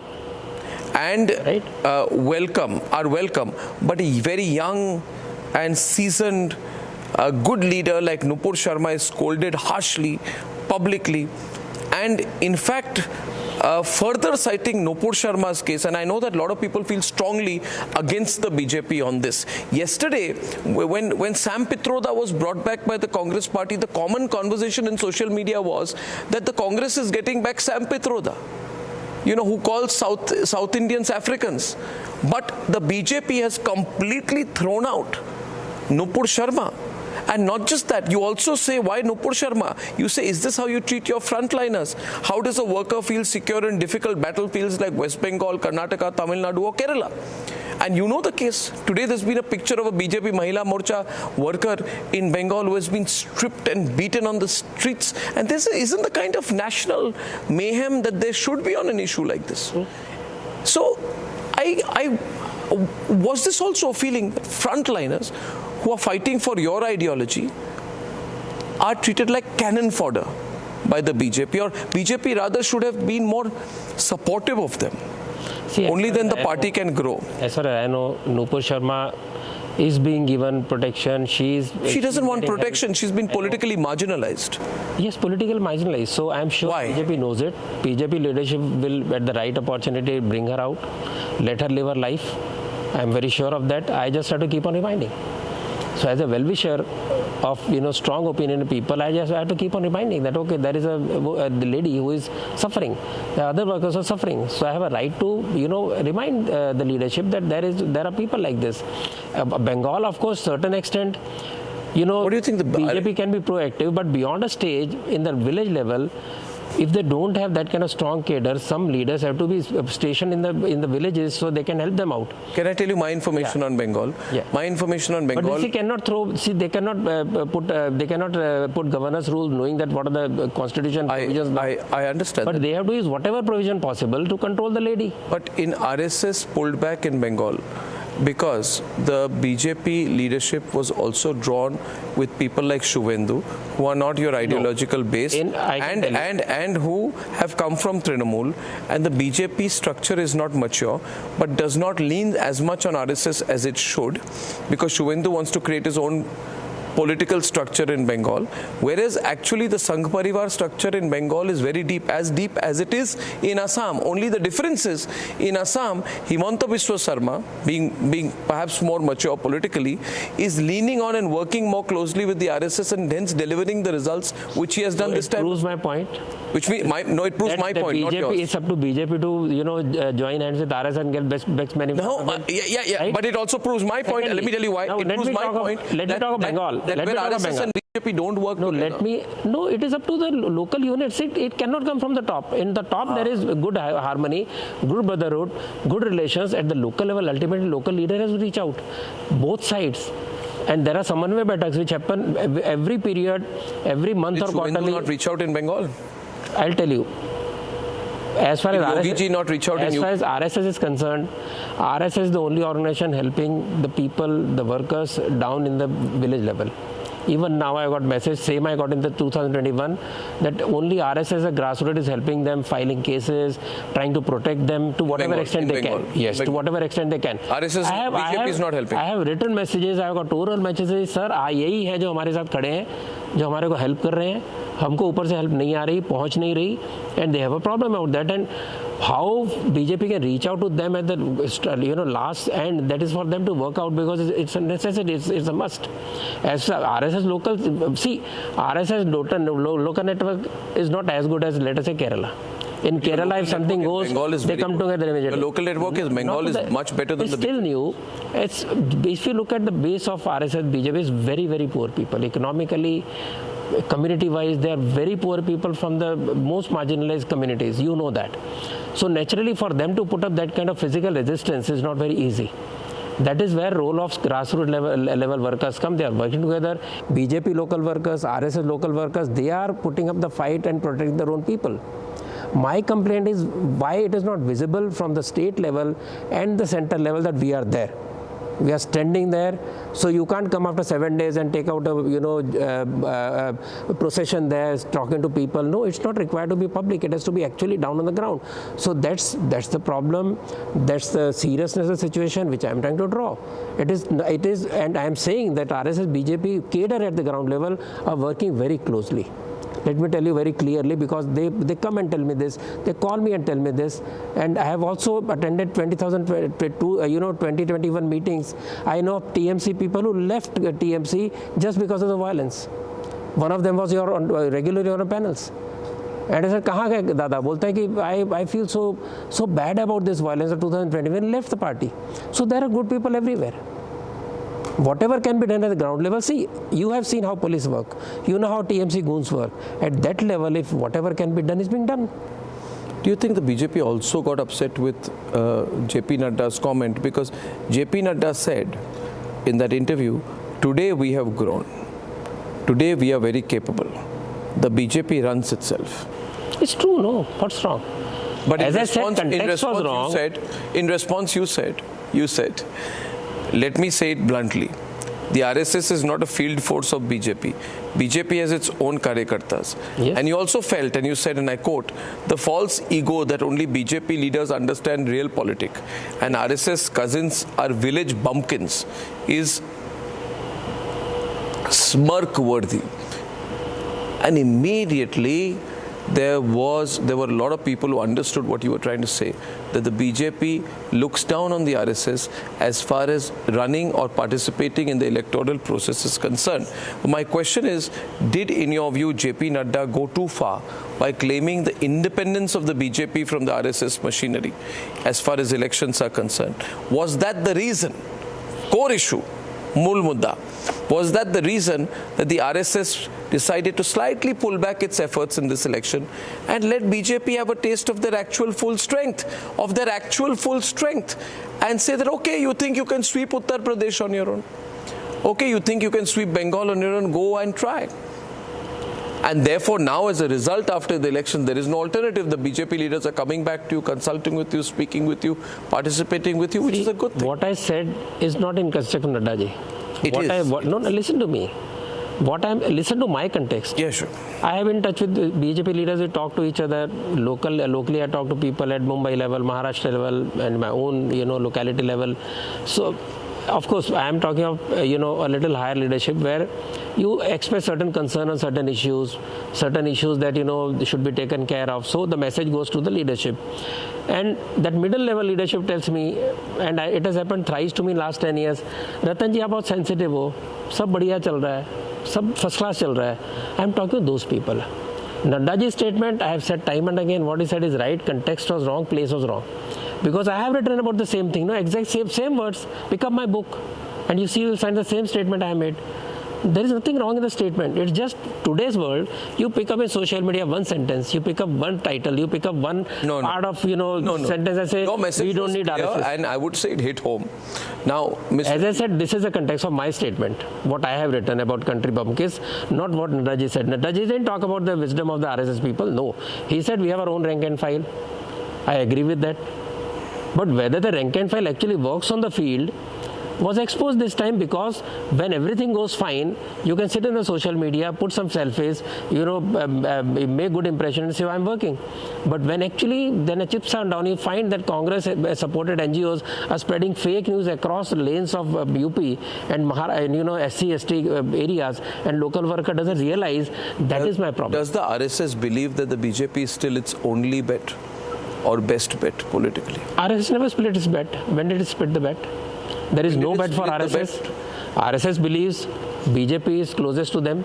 RSS Swayamsevaks are also in other parties who either went to those parties during some time, they are there. But they can only thrive here. For example, when there's a conspiracy theory doing the rounds. For example, that as far as the RSS when left said that Congress said Vajpayee is a good person in the wrong party. But would Vajpayee survive in a Congress? He won't survive. But would similarly, would the RSS benefit if the Congress were to be in power? I am saying, and this feeling also that RSS is showing a fair amount of moderation. The RSS is trying to say, let's all be moderate, let's all be nice, let's all be accommodative. And there is a view, it's a conspiracy theory, that if push comes to shove, now here's a core question. The RSS can even work with the Congress. I use that language, whatever country bumpkin, that they don't know what Congress does to RSS. You think RSS is that way? No, RSS does not carry grudge. RSS does not carry grudge against any party. In your own programs, every panelist is a very good friend of mine. No, but that's not a... You know that RSS has friends with every party, but RSS knows that what will Congress do with the Hindus? Don't Hindus realize? The BJP, let me tell you, I've been speaking to BJP leaders, what they say about the RSS.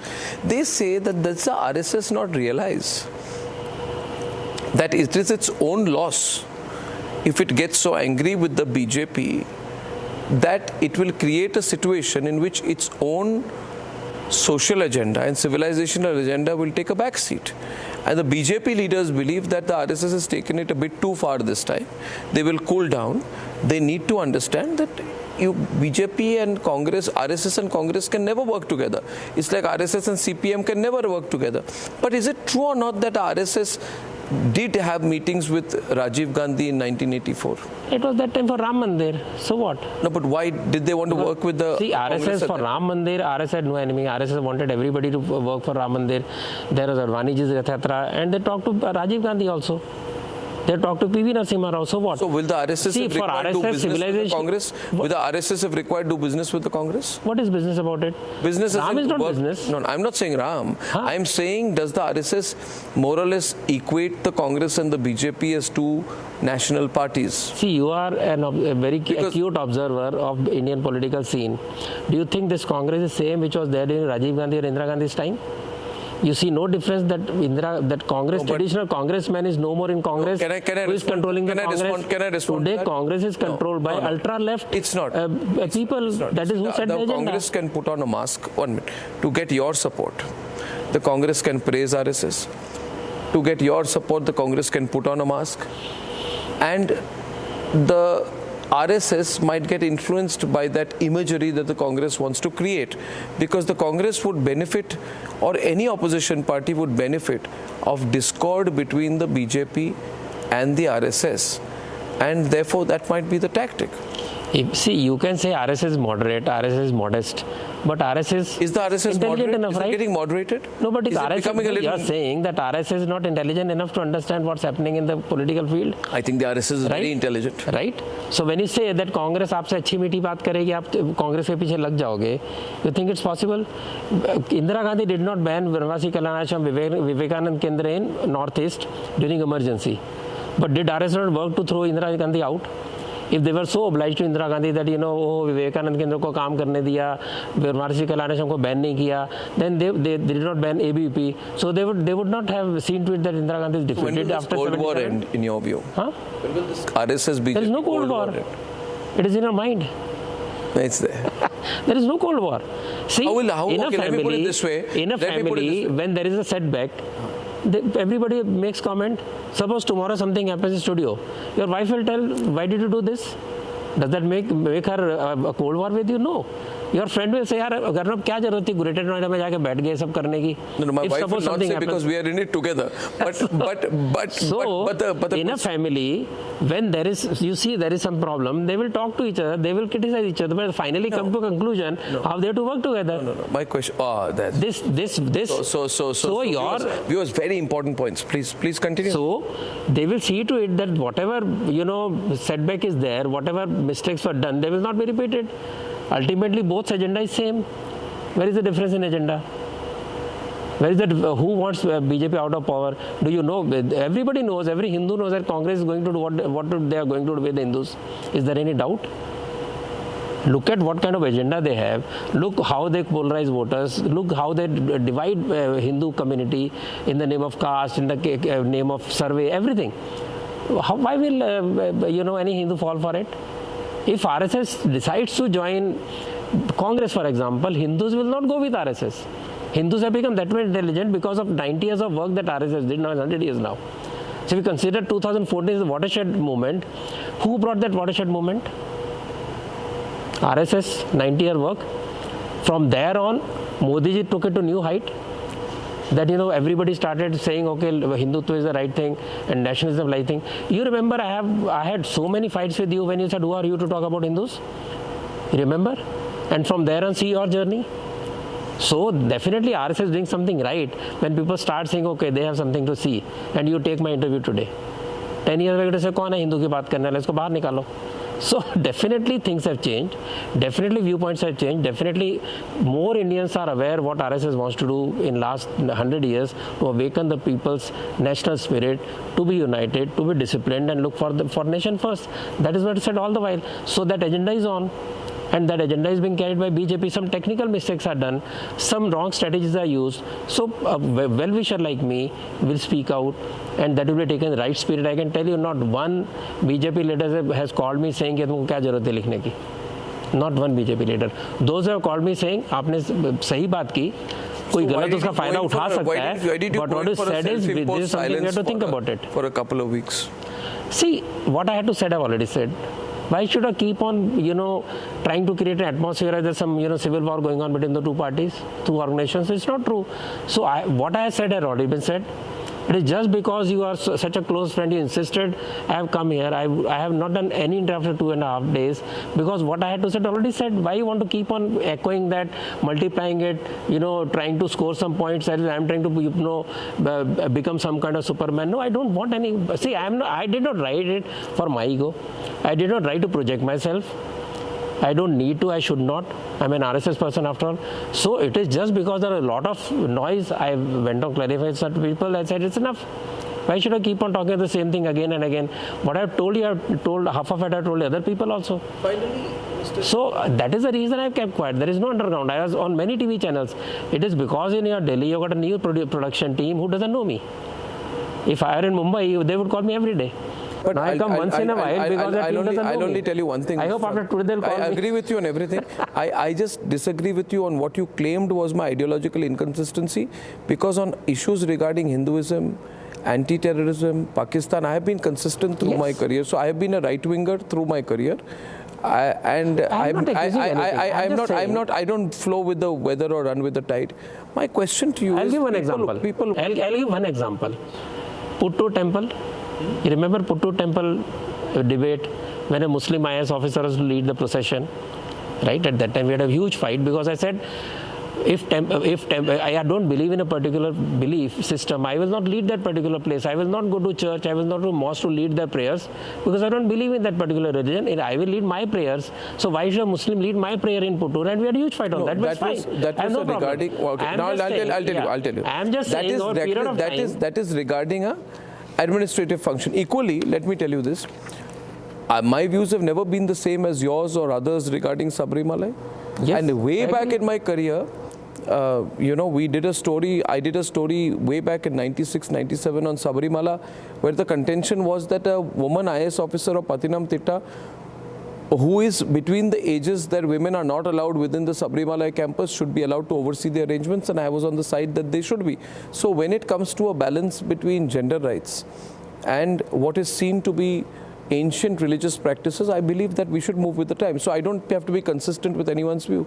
However, this has been a very illuminating conversation because the sum total of this conversation... For example, all this left claim that, LGBT is an issue that left fights for. They stand with Islamists, they can't fight for LGBT. Who stood by LGBT? RSS BJP. Who sought with their decriminalized? RSS BJP. So now RSS BJP has to magnify this message that, okay, Hindu is the civilization which stands with these people. It should, which is why Mohan Bhagwat should also give me an interview. During Sabarimala, why there are people are abusing RSS? Because very senior ideologue of RSS, Ranga Hariji, many years back had said that according to Shastra this is not necessary, and he gave some scriptural descriptions and all that, and he was criticized for that. And when I met him before his last days, he said, I stand my views. But if other people want to have a different view, I can't stop them. I always believe... So you have a right to have your stance which people don't believe in. And I am the same opinion. That's why I write the way I write. You are the same opinion that on certain issues we may not, agree, but we respect each other. The whole idea why I like you is that you will fight, you will argue, but you will give the space to the other party, and you will invite the person again. That's the beauty of democracy. If the person comes, which you have today. Last question That's the beauty of democracy. In the real politic of it, we have October. We have elections in Jharkhand, Maharashtra and Haryana. These are elections BJP just has to win if it needs to maintain a semblance of being in control of the political situation. You see the RSS and BJP working even more closely together, and the RSS being as vested in the BJP's success as the BJP itself will be this time. No, even more this time. The reason but this is an unusual election. People like me criticized or raised certain issues because they want BJP to do much better. They want BJP to win. When I say that local cadre are not meeting each other, reason was they should meet, they should work together. Why? For example, for this election, Legislative Council, the BJP leader of the local area came, gave me the card, voter card, which I voted just 2 days back, and took a selfie saying, I tell the people that, I went to give the card to Ratan Sharda. It's a positive development. So whatever I am saying, if that is taken in the right spirit, there is no criticism. It is a well-wishes points which are taken in the right spirit. I am saying BJP is taking right spirit, and I think it will come out much better in the coming elections. See, now elections are over, cabinet is made, all the halla gulla around Lok Sabha election is over. Already seen that emergency resolution which has completely shaken up the Congress and their friends. So something more will be done. See, you can't say that Modi ji, Amit Shah doesn't know how to respond to opposition. position. I believe anyone who's underestimating Prime Minister Narendra Modi is making a strategic mistake. So that is the reason I was only cautioning the cadre, the mid-level leadership who thought that Modi ji सब आगे लगे हुए, हम तो ठीक है बाद में जय जयकार कर देंगे, वोट आ जाएंगे, वोटर को निकालना पड़ता है. That is the message. So some total viewers, this has been a great conversation. Some total viewers, the takeaway from me for this conversation is there was disagreement. I wouldn't call it discord. The election results gave the RSS, ideologues, RSS aligned people an opportunity to ask the BJP to self-reflect. That was seen to be an admonishment by the Lutyens media and the Lutyen circuit, which was an overstatement of facts. But sum total, there will be closer coordination, and I think the Sangh and the BJP will work very closely to see if they can win the upcoming state elections in Haryana, Maharashtra and Jharkhand, which they really have no alternative for. Tell me what you thought of this conversation. I'll put small clips on social media as well. This has been a great episode of The Nation Wants to Know, and I've had a chance to do a deep dive with Ratan Sharda. Big thank you to him and to all of you. Thanks, Arnab. See you. Thank you. Thank you.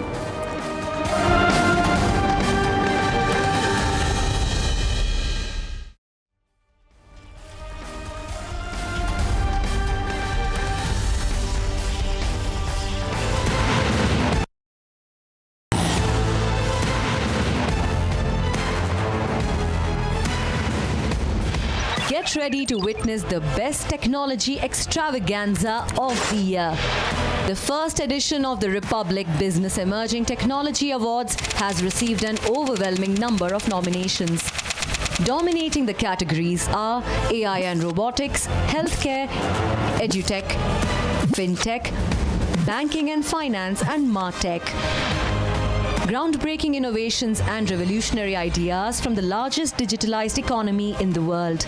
Join us as we celebrate India's incredible digital growth story. Republic Business Emerging Technology Awards, Friday, 5th July 2024.